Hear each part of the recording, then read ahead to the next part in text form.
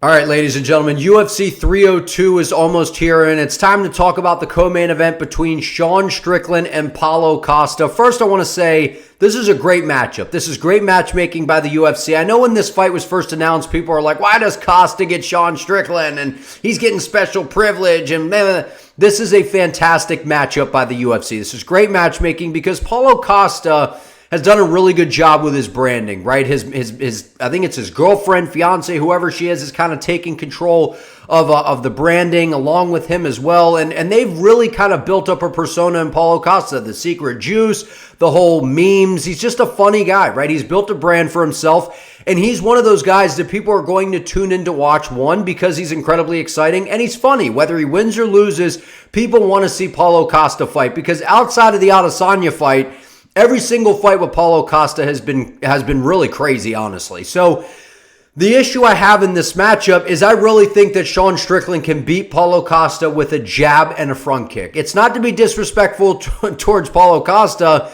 Sean Strickland, I know when you watch him fight, right? It's not the most aesthetically pleasing style to watch. It's not like Izzy where he's out there fainting and moving around and it's like, ooh, wow, that's so cool. Like, you're not going to be rolling the tape and being like, hey, I want you to fight like Sean Strickland most likely, right? There's a lot of other pretty styles out there.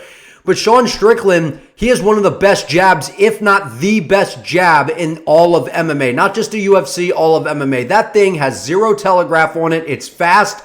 And it stings you. And we've seen him implement this on Dricus Du Plessis. Du Plessis even said, look, that thing's like getting hit by a rock. And Sean Strickland, it starts and stops with the jab. He'll throw that thing from the beginning of the fight to the end of the fight. 5 rounds, 3 rounds, doesn't matter. That jab is going to be coming in hot every single second of the fight that he can throw it. And then it'll ultimately set up that right hand. And we saw him land that on Israel Adesanya.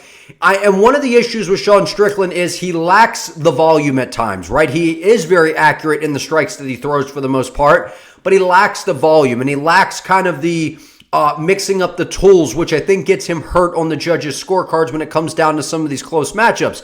But one of the misconceptions out there is everyone's like, well, we saw Dricus Du Plessis, we saw Jared Cannonier, we've seen these bigger, more physical guys give Sean Strickland a lot of problems. Now, that is true. But Paulo Costa is very different than those guys, right? Dricus Du Plessis, he possesses, I would say, real one-shot knockout power. Jared Cannonier, a guy that used to fight at heavyweight, then at light heavyweight, now down at middleweight. I wouldn't say he has the same one-shot knockout power at 185, but he has a lot of power. He mixes up the tools really well.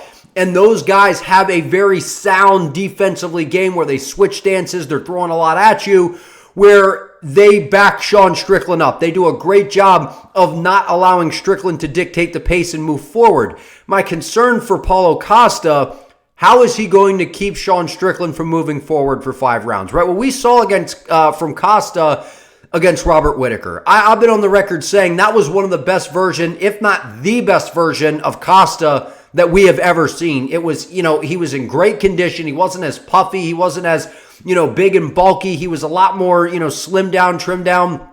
He looked fast. The jab was money. His kicks were lightning fast, which that's something that Sean Strickland's going to have to watch out for. That little switch kick that off the lead leg Paulo Costa throws, his kicks are fast. And we saw that spinning wheel kick that he landed on Whittaker. It just concerns me when I feel like we didn't see a vintage Robert Whittaker out there and he was still able to get the job done against Paulo Costa. And when I'm looking at this matchup with Strickland, right, I mean, MMA math doesn't always add up. It usually almost never does, right? It's all about matchups, styles make fights. And when I look at Strickland, just the way he stays so defensively safe behind that Philly shell, popping that jab out there continuously, moving forward, lifting his legs. Like, is Paulo Costa's leg kicks going to be any bit of a problem in this matchup? I don't think so. Robert Whittaker was doing a good job dealing with Paulo Costa's leg kicks after he started to get a read on him, started to slide out of the way. Sean Strickland may be the best guy in all of MMA at checking leg kicks. That flies under the radar as well. His upright stance and the way he just walks forward at you, he's never planted on any of his legs. So anytime you try to throw a kick, we saw against Alex Pineda, who's been tearing people's legs up. Sean Strickland was checking those things like it was nothing.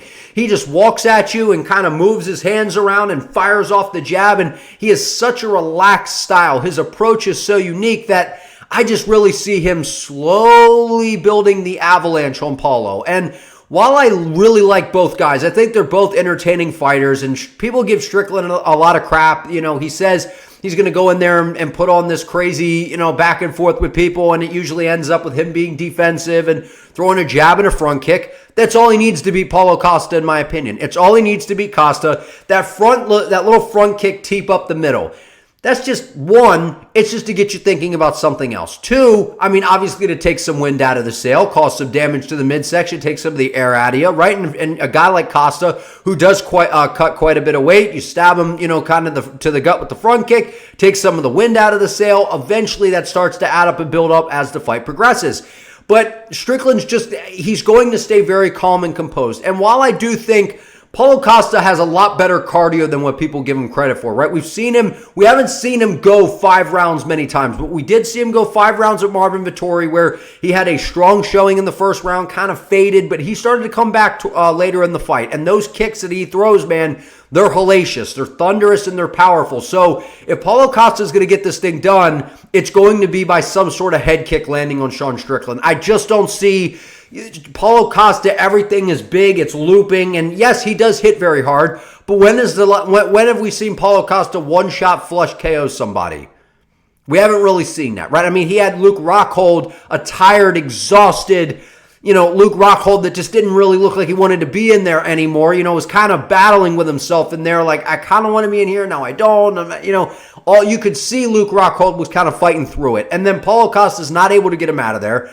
We see him in there against Israel Adesanya. He had trouble with the distance. Okay, title fight, Abu Dhabi. Okay, I get it. You're on Fight Island. I get it. But what we've seen from Costa is a lot of inactivity. This is, I believe, the quickest turnaround we're probably getting from Paulo Costa in the history of him being in the UFC.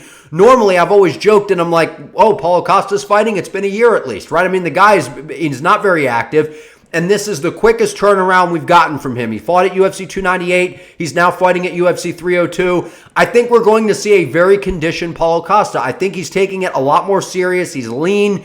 He's in great shape. I just don't know that his skill set, it just doesn't seem troubling to Sean Strickland for me, guys. I know that, people want to talk about, was he focused, was he not? It doesn't matter if he was focused or not. Sean Strickland's style is so weird and so effective at the same time that if Izzy was struggling to keep Sean Strickland off of him, and you could say, well, I know Paulo Costa, he's going to move forward, he's going to, push the pace, Paulo Costa, when he first came into the UFC, had incredible pressure. We saw him just melt Uriah Hall. That's a fight I kind of want you to reference as well, because Sean Strickland was able to tee off on Uriah Hall. Uriah Hall was popping a jab at Paulo Costa, lighting him up from the outside with a jab until Costa just eventually broke him. Sean Strickland's not going to break. And I just really think that Sean Strickland utilizing that jab, the front kick up the middle, staying relatively defensively safe, and firing off a couple right hands here and there, circling out, moving around.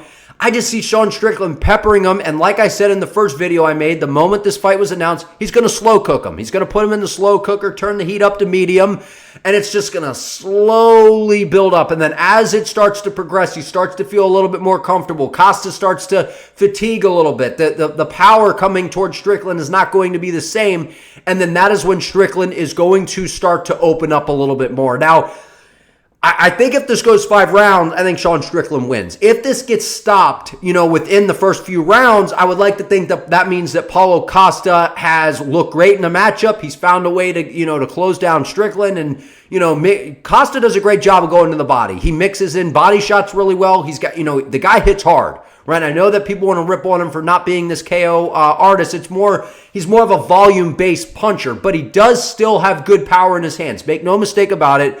But those head kicks, they're fast. They're fast. Robert Whittaker was barely getting his hands up in time. I believe Sean Strickland is going to be very prepared for that, because you're in there for 5 rounds with Israel Adesanya, who's a technical, clever striker. He's been in there with Jared Cannonier. He's been in there with DDP. I don't think Paulo's coming in there to chase takedowns and stuff, because even if he did, people are like, oh, mixing the takedown with Strickland. Paulo Costa will gas himself out, right? I don't see that really being an option. Paulo Costa wants to be exciting. This is going to be a kickboxing fight, and I believe that Sean Strickland is going to come into this fight with a jab and a front kick off the lead leg, and he is going to walk down Paulo Costa, and he's going to beat him literally with those two weapons. It's not to be disrespectful. I just don't see how Paulo Costa's skill set is going to trouble Sean Strickland at all in this matchup. But I want to hear from you all down in the comments. Like this video, comment your prediction below. Do you agree with me? I'm leaning towards Sean Strickland, like I said. Let me know who you guys are picking in this matchup. Subscribe to the channel. Help your boy out. I appreciate you all. See you next time.